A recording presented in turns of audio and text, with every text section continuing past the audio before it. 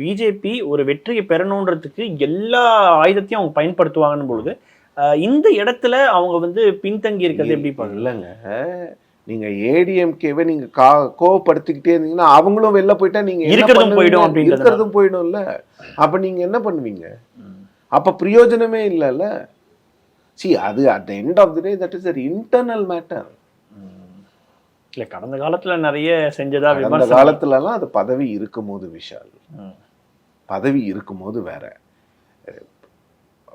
வேஃபர்த்தின் மெஜாரிட்டியில government இருந்தப்போ இருந்த எடப்பாடி பழனிசாமி வேற.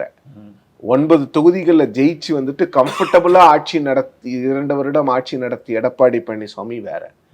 எலெக்ஷன் கேம்பெயின்ல இருந்த எடப்பாடி பழனிசாமி வேற.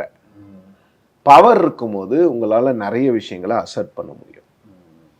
இப்போ ஒரு 2023 கூட பிஜேபியை விட்டு போனது ஏன்? என்கிட்ட எப்படியும் பவர் இல்லை, நான் போனா என்ன, போனாலும் சரி போலனாலும் சரி எதிர்கட்சி தலைவர் தமிழ்நாட்டுக்கு நான் தான் 26 வரைக்கும், அதனால தைரியமா போனார். பவர் இருந்திருந்தா போயிருக்க மாட்டாரு. அவ்வளவுதான். பிஜேபிக்கு தான் அதிமுக அதிகமா தேவைங்க. அதிமுகவுக்கு அவங்க என்ன பண்ணுவாங்கன்னா, சரி ஓகே ஜெயிக்க முடியலையா, ஓகே ஜெயலலிதாக்கு அப்புறம் ஜெயிக்கவே இல்லை, சரி இதுவும் அப்படின்னு அவங்க கணக்கில் வச்சுக்கிட்டாங்கன்னா ஒன்றுமே இல்லை. அதிமுகவுக்கு பிஜேபி எங்கே உதவுறாங்கன்னா, டிஎம்கே வந்து ஏடிஎம்கேவை ரொம்ப கை வைக்க முடியாது. ஓகே எங்களுக்கு பிஜேபி இருக்கிறாங்க. பிஜேபி ஏடிஎம்கேக்கு இது ரொம்ப குரூஷியல் எலெக்ஷன், இல்லைன்னு சொல்ல வரல.